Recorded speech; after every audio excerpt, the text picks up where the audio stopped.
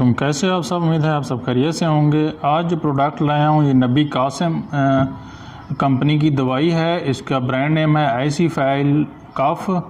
एसीफाइल इसका ब्रांड है। Cough syrup है। एसीफेलाइन पेप्राजाइन इसमें फार्मूला है। इसके अलावा फार्मूला डाइफेनहाइड्रामाइन इसमें फार्मूला है। इसमें मेडिसिन है। तो ये एक मशहूर खांसी की शरबत है जो ख़ास तौर पर खुश्क खांसी और गले की खराश के लिए इस्तेमाल की जाती है।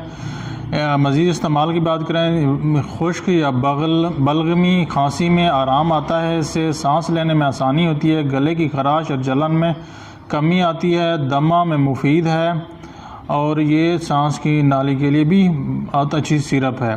तरीका इस्तेमाल की बात करें तो बालिग 10 ml दिन में 3 बार इस्तेमाल कर सकता है। बच्चे 6 से 12 साल की उम्र में 5 ml दिन में 3 बार इस्तेमाल कर सकते हैं। बच्चों में छोटे बच्चे जो 2 से 6 साल की उम्र में हैं उसको 2.5 ml इसको देते हैं।